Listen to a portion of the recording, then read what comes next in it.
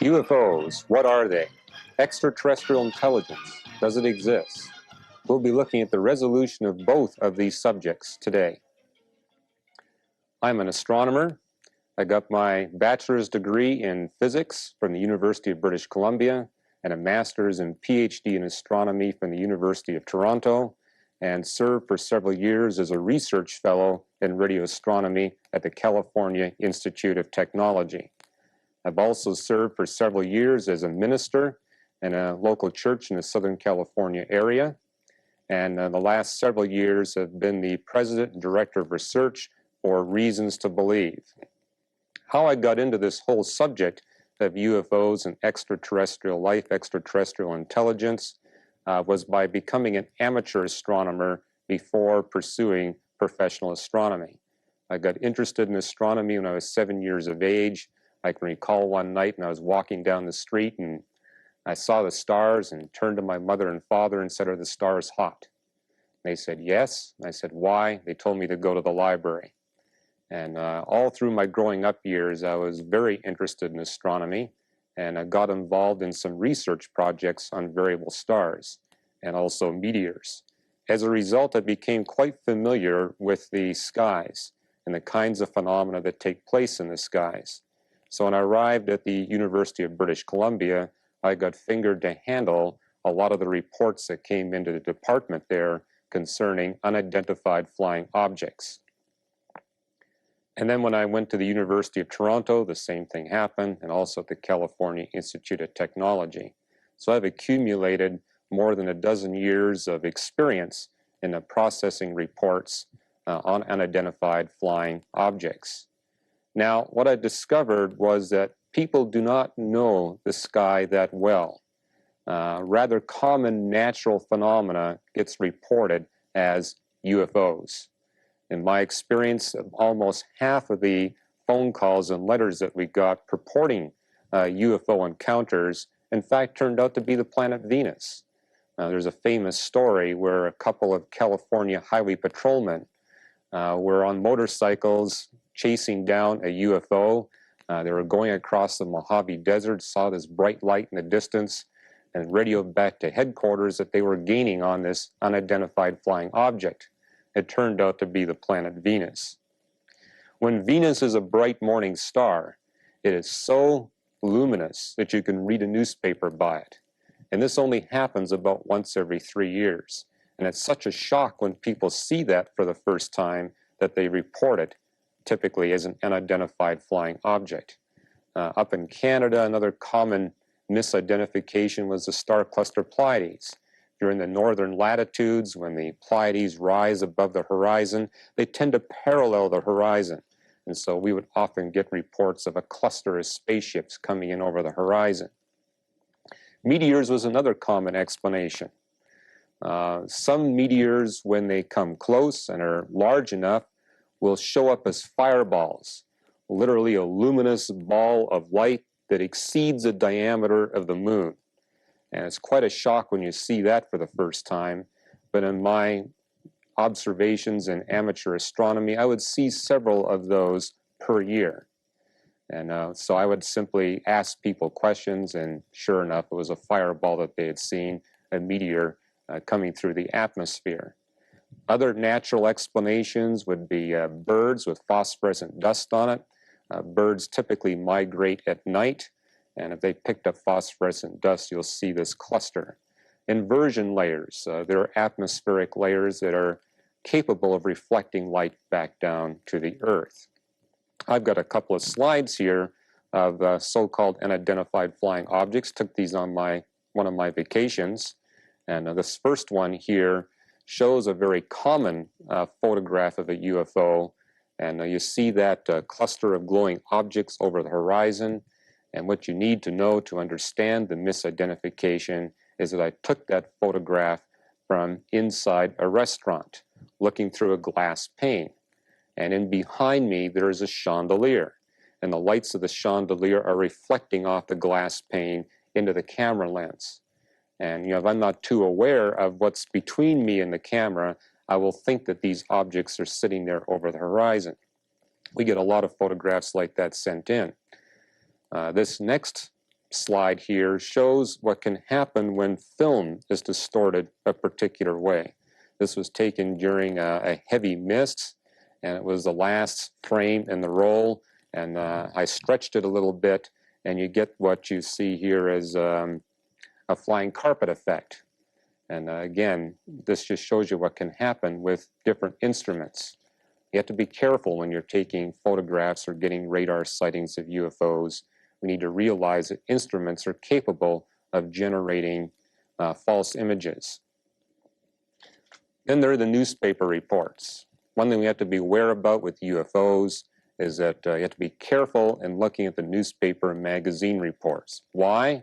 Because the more sensational stories tend to be reported. The less sensational are underreported.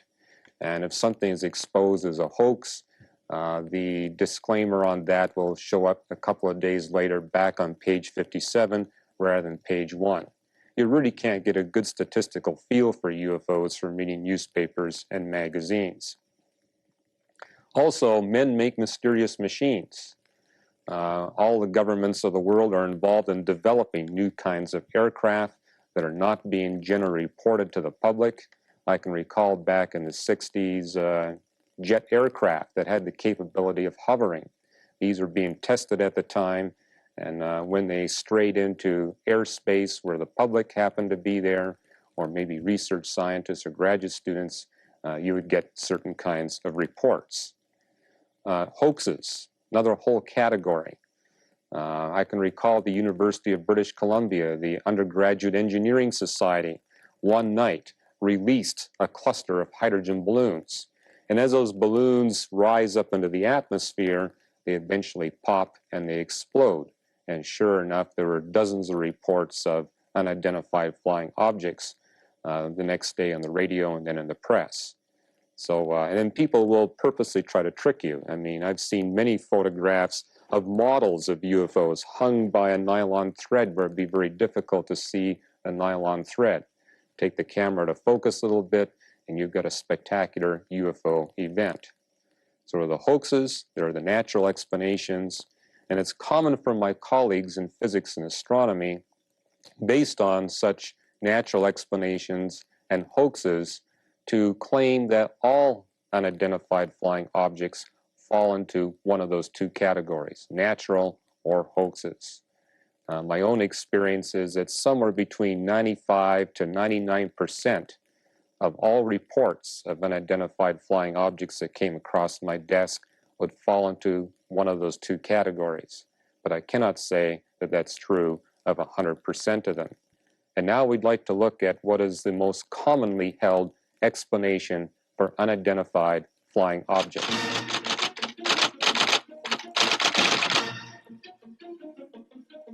I believe in them. It's kind of selfish to think that we're the only living creatures or whatever. I guess I do. I mean, I've never seen one personally, but I mean, there's got to be other life out there besides us. I really don't. I don't believe in them, really. I don't. Could be or could not. I don't believe in UFOs. The more I read, the more I believe it. I've never seen one. I mean, like I say, seeing is believing. I never saw one. I've read a lot about them. A lot of smart people have said they've seen them, and a lot of scientists and Air Force people and military people. So I guess I have to believe that too. I think it's possible. I mean, if we believe that there are higher forms of life elsewhere, I mean, if you believe in God, it's just something that you cannot preclude, you know. So I do believe that there possibly are UFOs. I mean, they're only unidentified because we don't know what they are. Definitely. I mean, I got my younger brother, you know, that's one proof of it. I believe one if I see it. I'm open. My mind's open to UFOs. I mean, it's a big world out there, and I believe that there could be something up there. I've never seen one, so I personally don't believe in UFOs or extraterrestrials, although, you know, there could be. UFOs, I don't think exist. I think it's another thing that man has invented. I believe they exist. I believe there's a lot out there that we need to discover, and one day we will find life on other planets. I really don't know. I don't know if there's anything. I've never seen one, so I don't know. I believe in UFOs. If there is a God, he's on a UFO. I don't know. It may be. I think I'd have to see one for myself before I could really say I believe in them. I totally believe in UFOs. I can't conceive a universe without another species, another living force out there. I can't handle UFOs. No. There is life on other planets, and if they come here, I'd like to take a ride in one. It takes a particular kind of planet. A planet's the right kind of galaxy. It must be a spiral galaxy because only in spiral galaxies are planets still being formed. The elliptical galaxies, planets stopped forming a long time ago. So far long ago that at that time there wasn't sufficient heavy elements to make the planets necessary for the support of life. Now I need to point out we're talking about not just life as we know it, but any kind of life. Life requires a certain complexity in the molecules. That complexity demands that these life molecules be built on the carbon atom. Silicon was a candidate, but it is no longer. You can't get enough nucleotides and amino acids in the proteins to give you the complexity necessary for life. Boron's still a possibility, but it's a rare earth. So really the name of the game is carbon. You have to go with carbon if you want astronomers and philosophers. So you need the right kind of galaxy, and the star has to be in the right location in that galaxy. That's one reason why I'm not a Mormon, because the heart of Mormon doctrine is this idea that life arose first in our galaxy on a planet called Kolob in the center of our galaxy. That's about the worst place to try to put life. Radiation is far too intense there to allow for proteins and DNA and RNA to be stable. Moreover, the stars are packed so tightly together that the mutual gravity they would exert in one another would disrupt the planetary orbits. You want to be about 2/3 of the way out from the center of the galaxy. There you're far enough away from the radiation. The stars are far enough apart to make it possible. On the other hand, the stars are not so far apart that there won't be sufficient ashes from dead stars, stars that have extinguished their burning cycle, to make rocky planets in the first place. As you go out into the halo of our galaxy, there just aren't enough heavy elements for the formation of rocky planets. So you have to be about 2/3 away from the center, and that's just where the sun happens to be. So that eliminates about 80% of the stars from contention on that parameter. Only 2/3 of the stars would be in spiral galaxies. Moreover, the star has to be a bachelor star. Now, the planet, of course, needs a star. Without a star, there won't be the heat for life. But it can't be more than one star. You throw a second or third or fourth star into the system, those extra stars will disrupt the planetary orbits. Only 40% of the stars in our galaxy are bachelor stars. The star has to be born late, has to form late, because the first two generations of stars do not have sufficient quantities of heavy elements for rocky planets that can support life to exist. And the star has to be middle-aged. In fact, it turns out that everything has to be middle-aged. The universe has to be middle-aged. The galaxy has to be middle-aged. Young stars and old stars are far too unstable in their burning cycle. Only the middle-aged stars burn with a nice steady flame. And the planet has to be middle-aged. In astronomy, only middle-aged systems are stable, and perhaps that's also true of human beings. Now, the star has to be a particular mass, and this is a parameter that Shklovsky and Sagan recognized when they published their book, Intelligent Life in the Universe. Back in 1963, astronomers were aware of only two parameters necessary for the support of life, namely that you have to go with a very special kind of star, a star that's close to the mass of our star, the sun, and the planet has to be a certain distance from that just right star to keep it at a temperature where life could be supported. Today we're aware of about 40 such parameters, but back when Shklovsky and Sagan wrote their book, there were just those two. And they are significant. If you go with a star bigger than our star, the sun, it will burn so quickly and erratically it'd be impossible for life to be supported on a planet going about such a star. Now, if you go with a star that's smaller than our star, the sun, it'll be nice and stable.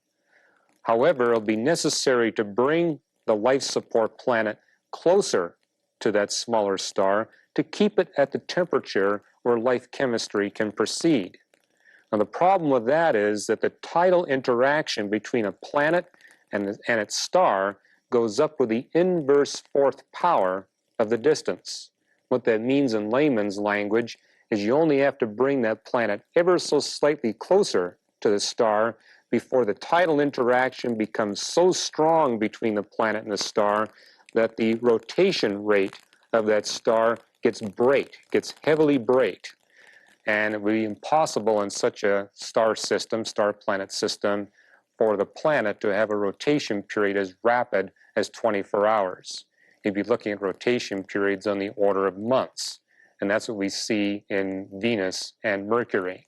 They're close enough to the sun that they have suffered this tidal braking, and they have these very long rotation periods. And what that does for you is it makes it very hot in the daytime and cold when you're on the other side, or hot all the time, as in Venus, where you got that massive atmosphere. So that's not going to work. You have to go to the star that's about the mass of our star, the sun, not smaller, not bigger. And as Shklovsky and Sagan recognized, it eliminates about 2 stars out of 10,000 in our galaxy or universe from contention. And you have to have the planet just the right distance from that just right star. If you go a little bit closer, you get a runaway greenhouse effect where it becomes too hot for life to exist. But if you're a little bit farther away, you get a runaway freeze-up, and it becomes too cold for life to exist. Now, the sensitivity on that particular parameter is a little less than 1 million miles.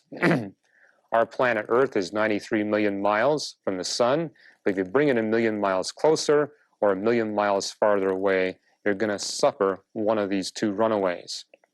So that's a sensitive parameter. And Shklovsky and Sagan recognized that only about 4 planets out of 10,000 would be that necessary just right distance from its star. And that's where they came up with the conclusion that there might be 10,000 life support planets in our galaxy. You take 2 out of 10,000 times 4 to 10,000, that's 1 chance in 10 million. There's 100 billion stars in our universe. And if you give the optimistic estimate that there's as many planets as there are stars, that gives you your 10,000 life support sites in our galaxy. But as you can see from these 2 charts I have here, that there are many more than just these 2 parameters. We've already looked at over half a dozen. The star has to be the right color for efficient photosynthesis. You don't want the star too far away or too close to past supernova phenomena. If you got nearby supernova, very nearby, it's going to exterminate life. But if you don't have them, you're not going to have the heavy elements necessary for life chemistry to take place. Now, we're not going to go over all these planetary parameters. You can see them there in the chart. The tilt of the axis has to be just right to get the appropriate season so they're not too extreme. You want a rotation period that's close to 24 hours. If it's much more rapid than that, you're going to get windstorms that will make it unacceptable for life, at least advanced life, to exist on our planet. Jupiter, for example, rotates once every 10 hours, and as a result has windstorms that in a quiet day is 1,000 miles per hour. On the other hand, you don't want it rotating too slowly, because then it gets to be too hot in the daytime and too cold at night. The escape velocity has to be just right. That's why you don't want to go too large or dense of a planet. You want an escape velocity such that the gases that are inappropriate for advanced life, like ammonia and methane, will dissipate to outer space, where the gravity won't be strong enough to retain those gases. However, you want the planet to have a strong enough gravity that it's going to retain water vapor, because water is essential for life. If you remember your high school chemistry, water is a molecular weight of 18, ammonia 17, methane 16.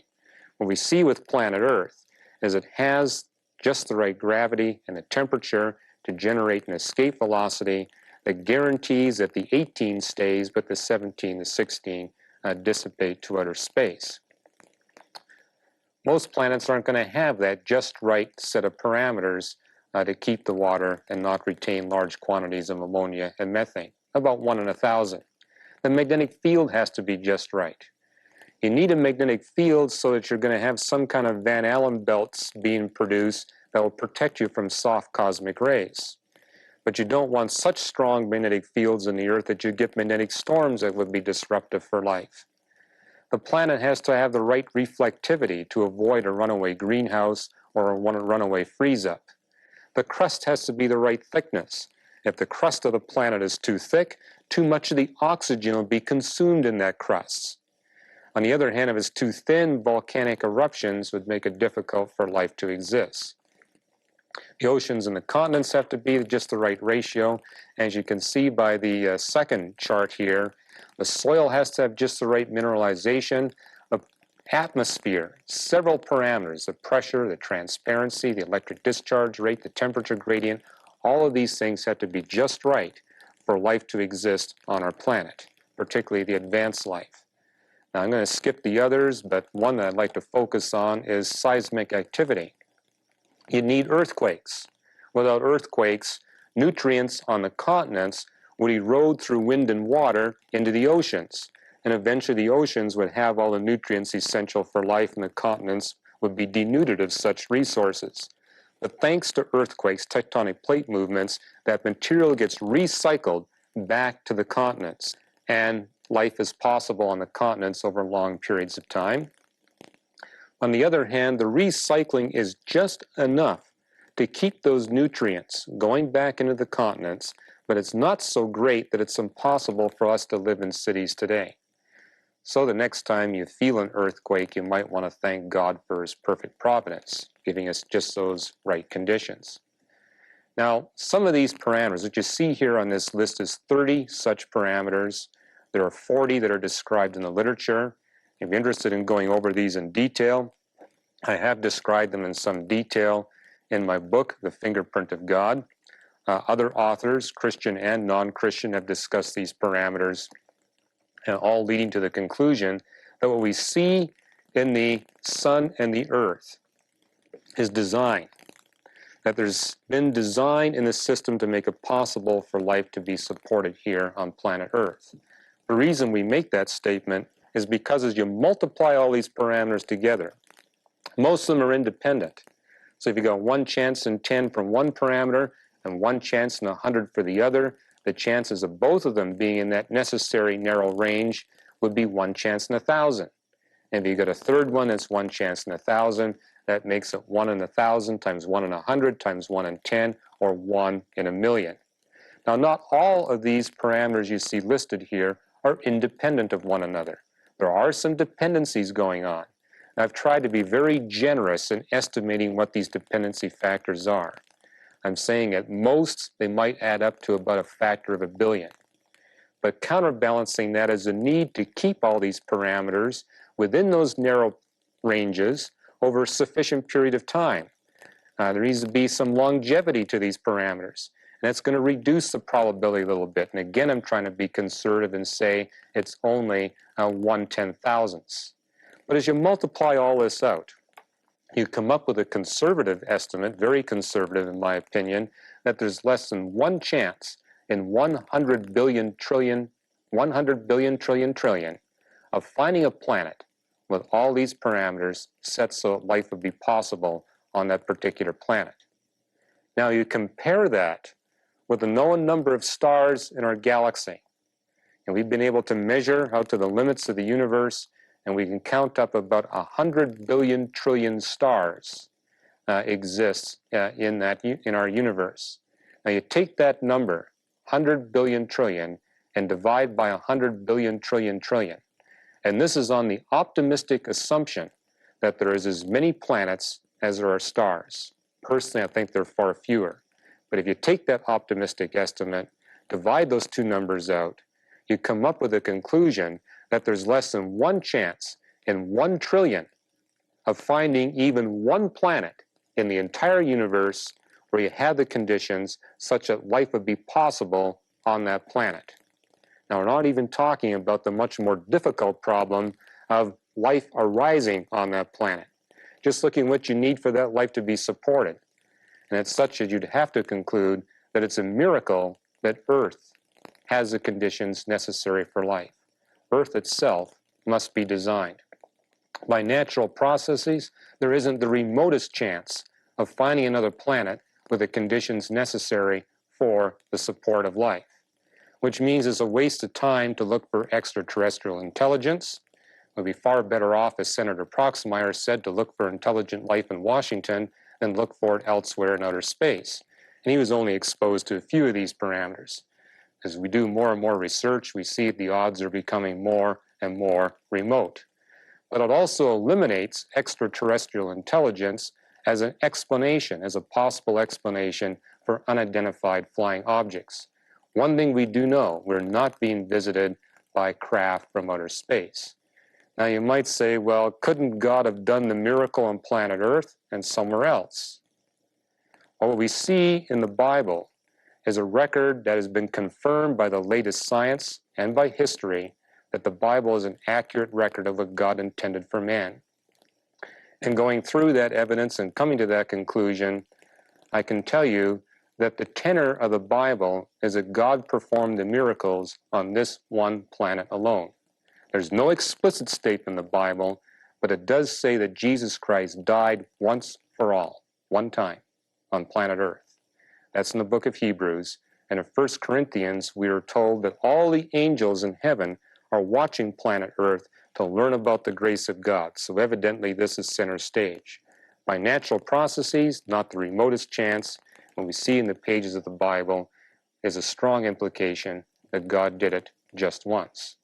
All the more reason to take good care of planet Earth as he commanded in Genesis 1:28, because this is the one place that he has designed life to exist. Now, we can make an even stronger statement that unidentified flying objects are not physical at all. We can show that it's not physical extraterrestrial intelligence. We can go one step further and say it's not physical at all. The reasons for its non-physicality is that at the same sightings you can see in the next chart, UFOs sometimes can be photographed but not seen, or seen but not photographed. Or they can be seen and there's no radar signal, or you get a radar signal and they can't be seen. Physical objects don't behave that way. If you can see them, you can photograph them. If you can photograph them, you can see them. There has never been a sonic boom from a UFO. Physics tells us that any object moving at velocities exceeding 700 miles per hour must generate a sonic boom. And yet UFOs typically are recorded at moving at velocities moving in excess of 5,000 miles per hour, typically between 5 and 18,000 miles per hour. Not a single sonic boom. No sonic booms. UFOs sometimes project light of finite length. And what I mean by that is a bright, sharp, narrow beam of light that suddenly ends. When I shine a flashlight, it dissipates. That doesn't happen in some of these UFO phenomena. UFOs violate the laws of physics, and they will go from 5 to 18,000 miles an hour down to a sudden stop in like 1 second. No physical object can withstand such a deceleration. Or they'll go from 5 to 15,000 miles an hour and make a sharp right-angle turn. Again, something that's impossible for a physical object to survive. You can take a solid ball of steel and take it through such a sharp right-angle turn or such a sharp stop, and you'll find that the forces will be so strong that those atoms of iron will be blasted apart from one another. And UFOs are able to violate those basic laws of physics. In the next chart, you can see that at the same sighting, a UFO can appear or disappear, disintegrate and come back together again. There's no physical uniformity to these UFOs. And electromagnetic communication is out of all proportion. There's no electromagnetic communication going on. Here you have dozens of these UFO coming in formation, yet they're not talking to one another. Nobody's ever intercepted any communication going on. Of all the photographs we have, no high resolution. They're always slightly out of focus. And one unusual thing about UFOs is they blur and refocus. Physical objects don't behave that way. And lastly, the electromagnetic phenomenon is out of all proportion to what you can measure. Sometimes there's been measuring devices around and they measure something on the order of the Earth's magnetic field, 1 Gauss or less. and yet they can see the effects of magnetic distortion that exceeds tens of thousands of Gauss. Now, this is an abbreviated list. I have material here on UFOs giving 42 separate reasons why this UFO phenomena cannot be physical, consistently violating the laws of physics. But it is such that of all the physicists who've been doing research in this field, and I can name some physicists, Alan Hynek, James McCampbell, Jacques Vallée, Jacques Lemaitre, Kurt Wagner, these individuals have all drawn the same conclusion after many years, in some cases decades, of UFO research, that whatever the UFO phenomena is, it's not physical. However, we're forced to draw the conclusion that it's real. Real, but not physical. Why do I say real? Because of the close encounters of the second kind. I'm speaking basically about the crash sites, where you can see the ground has been depressed by 2, 3, 4 feet. Something obviously depressed that ground. The grass is burnt, the trees are knocked down. There are magnetic effects. So clearly, some kind of energy is being released. Something is going on. There's some reality there, but it's not physical reality. Now, a common presupposition in science is that the only thing that exists is non-physical reality. However, that conclusion has been disturbed by some of the research going on in the origin of the universe. I have a research paper here published by Stephen Hawking and Roger Penrose, documenting their discovery of the space-time theorems of general relativity. And in this research paper, they point out that if the equations of general relativity govern the universe, then we recognize that not only do we have a creation event for all the matter and energy in the universe, something that Albert Einstein was able to derive, but we even have a moment of creation for the space-time dimensions of the universe. Length, width, height, time, matter, and energy can all be traced back to a moment of creation, a moment when they did not exist. Now that means that the cause for the universe must lie outside, independent of matter, energy, length, width, height, and time. Which means the creator moves and operates in non-physical reality. Now this is something I've written extensively about in my book, The Fingerprint of God. The evidence that we've been able to derive that general relativity is a correct description of the universe, and therefore these theorems apply. And I am a Christian, so you might expect that I would be wanting to draw those conclusions, but it's a conclusion that every researcher who's written books on this subject of the anthropic principle or the moment of creation agree. All of us writing in this field, and there's almost a dozen of us now, and I think I'm the only Christian in the whole bunch, acknowledge that there must be this entity outside of matter, energy, space, and time that brought the universe into existence, which means he's a transcendent being, and he must be a personal being in the way he exquisitely shaped and crafted the universe, the sun, and the earth so that we could live here today. He's personal and transcendent. Now, as you stack up the holy books of the religions of the world, what we're seeing with respect to this new physics is that the Bible's statements about God, the universe, and non-physical reality match this evidence, these proofs that are coming out of the new scientific discoveries, but they contradict the message of the other holy books. In other words, what we're seeing from the latest science is that we can trust what the Bible has to say about non-physical reality. And what it tells us is that God is not alone in non-physical reality. He's created beings to exist with him there in non-physical reality. He's created angels. 2/3 of the angels are submitted to him. 1/3 are in rebellion, often referred to in the Bible as demons. So when it comes to a phenomena that we are forced to conclude is non-physical but real, the UFO phenomena, and here I'm referring to the 1 to 2% that do not have a natural explanation, that residual. It can be from God, it could be from the angels, or it could be from the demons. And what I'd like to do right now is to quote to you from several UFO researchers as to what they believe is the conclusion. Now we have Lynn Cateau. She's a bibliographer for the Library of Congress. And several years ago, she researched 1,600 books and articles on unidentified flying objects. And she's not a Christian. She's a secular researcher paid by the government. And this is what she said in her report. Quote, "Many of the UFO reports now being published in the popular press recount alleged incidents that are strikingly similar to demonic possession and psychic phenomena which have long been known to theologians and parapsychologists." Or from the Flying Saucer Review, a quote here, "Without citing scores of cases here, it is possible to realize that the features listed above as pertaining to demons crop up again and again in UFO reports," end quote. Or from John Keel, a reliable UFO investigator for actually a couple of decades. He describes himself as an agnostic.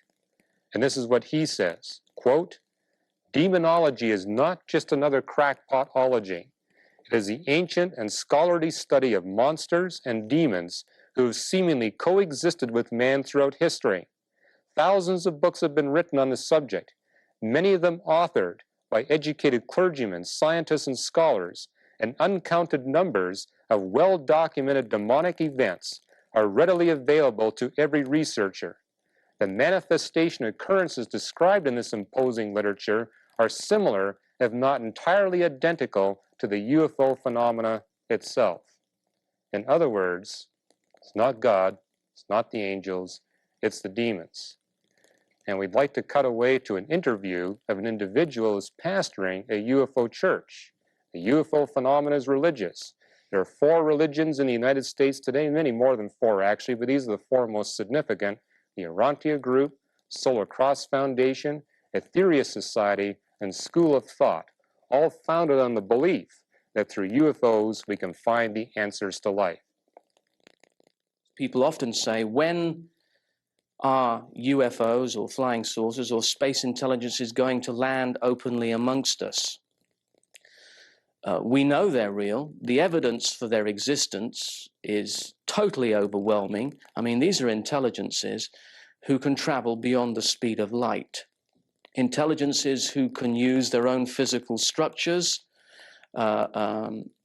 break them down, build them up by thought, so that they do not have to pass away into a state of unconsciousness through death as we have on this earth, but in other words, they can live an awfully long time and do. Because of various movies and films, alien intelligence is generally projected in forms which are monstrous or horrific or frightening. This, I think, hasn't done the subject any good. But basically, these intelligences are far, far kinder than we are and far, far more advanced. When we are ready, and I think we'll prove it by how we think and how we act, they will come amongst us and guide us into a greater future.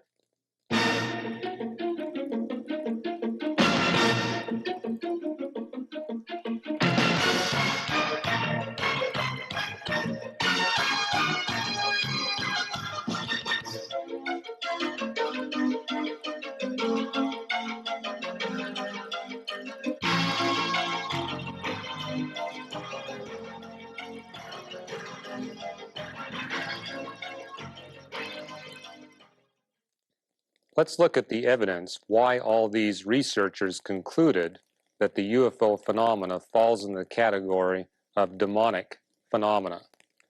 This chart here demonstrates that messages come through UFOs. We're talking about close encounters of the third kind, where people believe they've actually had contact with UFOs.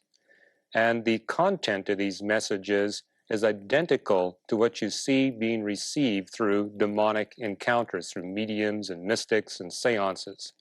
Specifically, what you find is that they promote racism, illicit sex, astrology, drug abuse, the occult. They deny the deity of Jesus Christ. There's a 2,000-page book that was communicated, so-called communicated through UFO beings. 1/3 of the content of that Urantia book is a denial of the deity of Jesus Christ, that Jesus Christ was God. And you see that in demonic phenomena and occult phenomena as well. A focus, a singular focus on trying to deny that Jesus Christ is a source of truth, life, and love for mankind. People who have had contact with UFOs suffer the same physical, mental, and emotional and spiritual symptoms as victims of demonania. They report voices in the mind, for example. The incidence of crimes like kidnapping, rape, murder, assault, and property damage is far higher among these so-called UFO-nauts than the population at large, at least 100 times higher.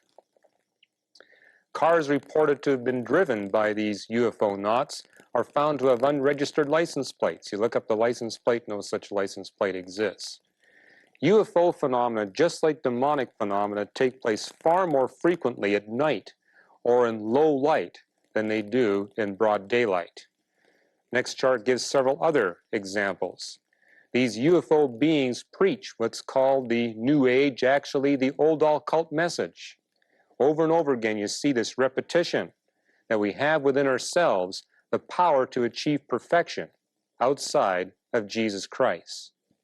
Both UFOs and demons dazzle men with displays of miraculous power. When you see miracles in the Bible, what you see, though, is that God and his angels will perform miracles to bring men to repentance, not to dazzle them. Occult phenomena, it's quite the opposite. Noxious odors often accompany close UFO encounters, bad smells. You also see that in the occult and in seances. An abnormally high death, suicide, and insanity rate is experienced by those who've had these close encounters with UFOs, and even amongst UFO researchers, people who've spent many years researching UFOs, particularly these encounters of the second and third kind. UFO beings are typically featureless. Can't see their face in sharp focus. It's always a blur. And then something that I discovered years ago when I was at the Algonquin Radio Observatory. There were 3 of us who were logging hundreds, even thousands of hours of observing time in the telescope. We never had encounters with UFOs, never saw anything. But there were other astronomers who, even though they only had a few hours a year, consistently reported encounters with UFOs. I said, how come them and not us? But what I realized is that us, a small group of graduate students there, we didn't have past experiences in occult activity, whereas these astronomers are having consistent encounters with UFOs, they did. So from that time onward, whenever I processed a UFO report that turned out not to have a natural explanation, I would quiz the individual about their past experiences in the occult. And every single time since that time, which is about 20 years ago, the last 20 years, I've yet to see an exception to that rule of thumb. I'm not saying this is a law, but at least it's something I've observed to be completely consistent. The UFO either turns out to have a natural explanation, or the individual experiencing this UFO has had some past experiences in the occult that they have not repented of. Now, I've made this comment many times on national radio. I always get people calling in. I say, well, I've seen UFOs and I don't have any occult activities in my background. Well, almost always it turns out to be a fireball or some kind of inversion layer or Venus or whatever.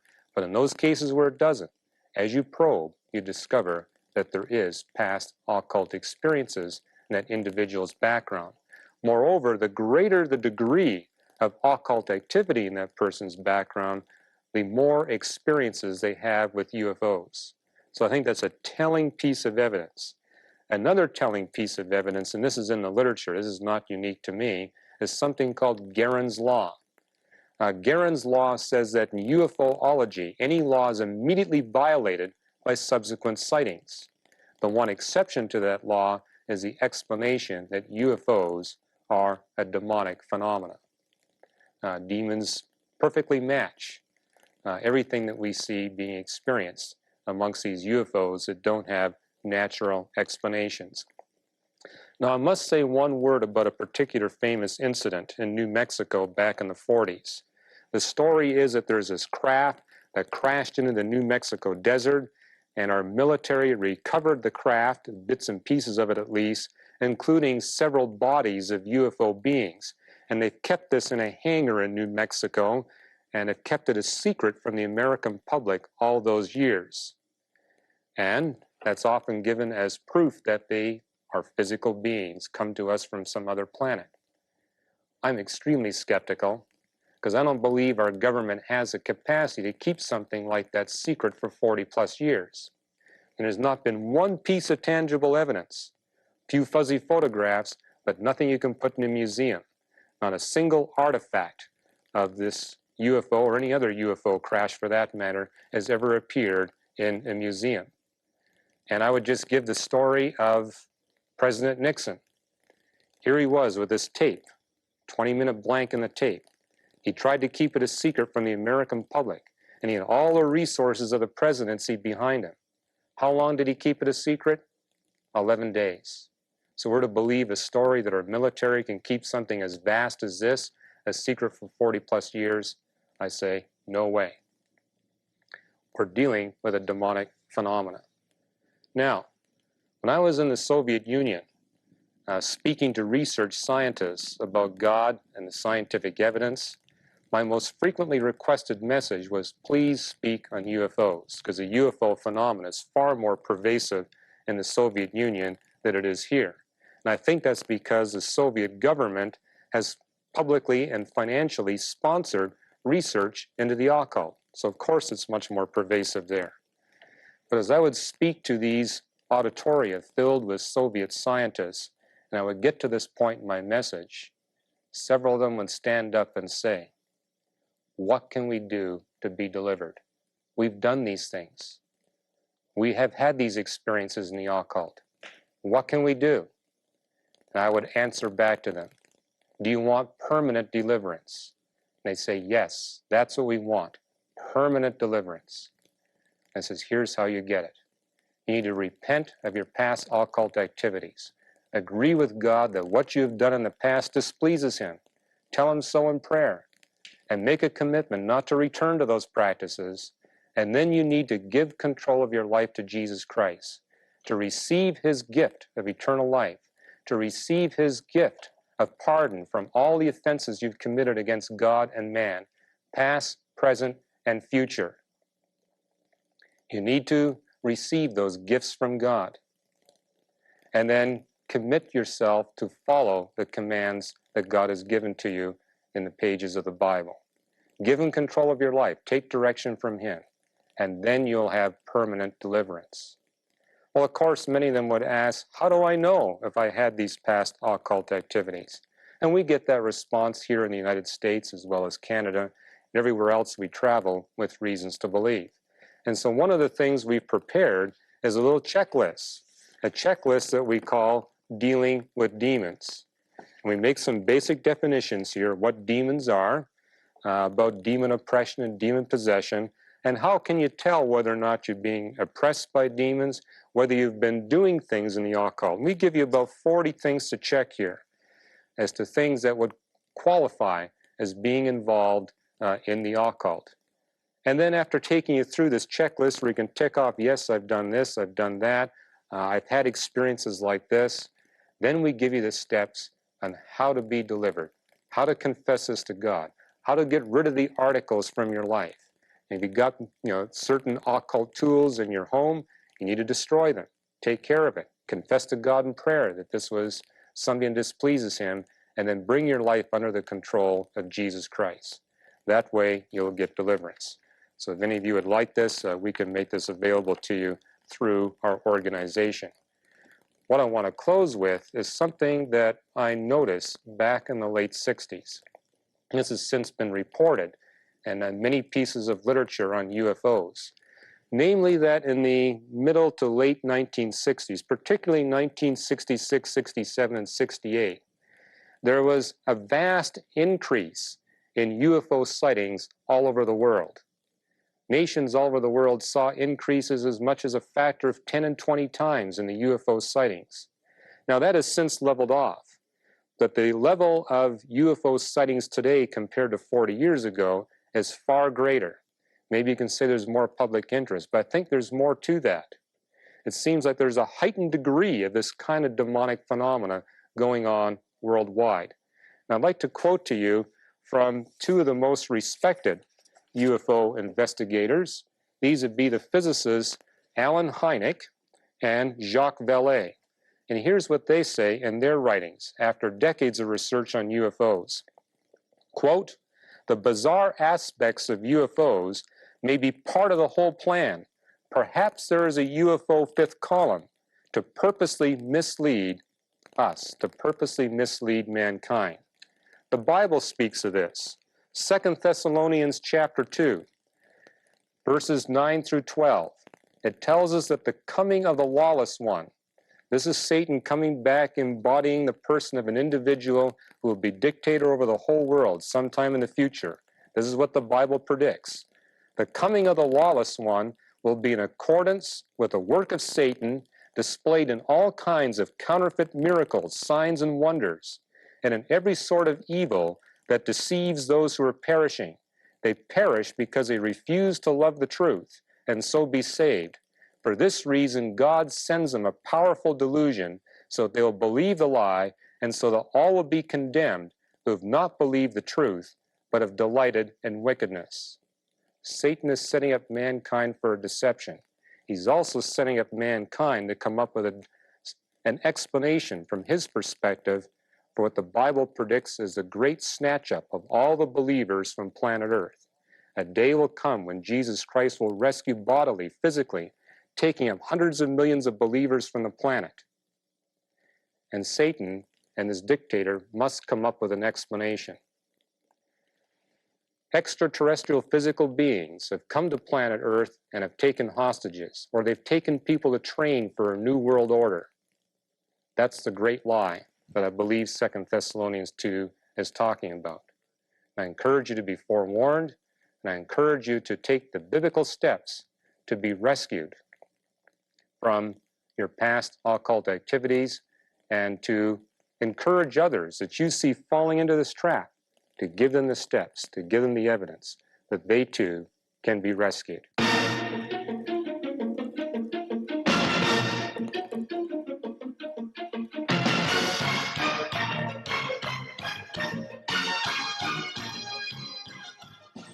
There's got to be other life out there besides us. I really don't. I don't believe in them, really. I don't. Could be or could not. I don't believe in UFOs.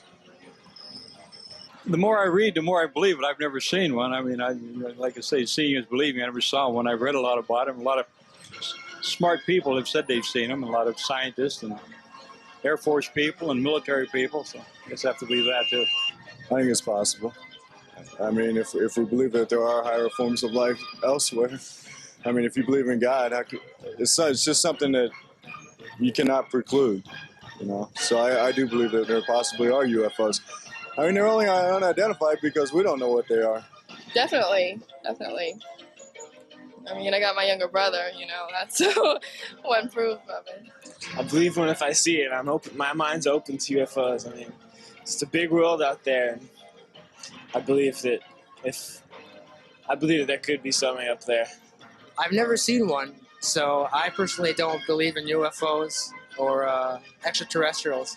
Although, you know, there could be. UFOs, I don't think exist. I think it's another thing that man has invented. I believe they exist. I believe there's a lot out there that we need to discover, and one day we will find life on other planets. I really don't know. I don't know if there's anything. I've never seen one, so I don't know. I believe in UFOs. If there is a God, he's on a UFO.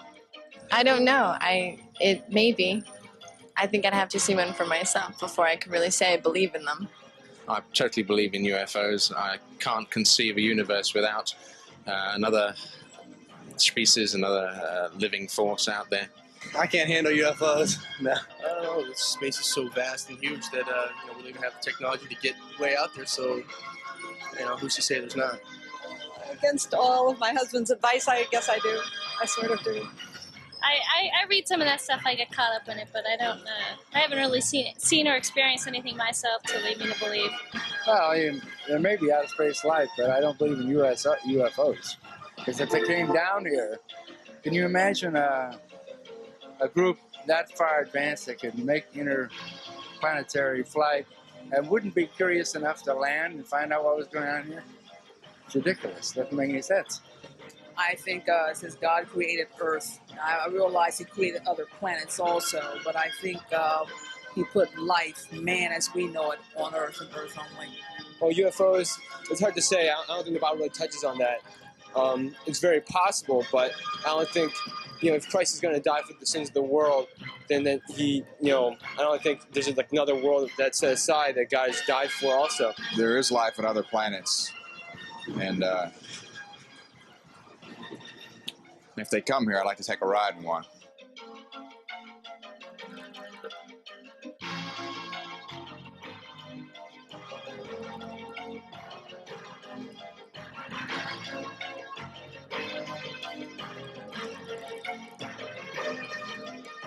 This program was sponsored by TBN and was made possible by your love gifts and telethon pledges. It can remain on the air only with your continued support. So write to TBN, P.O. Box A, Santana, California, 92711.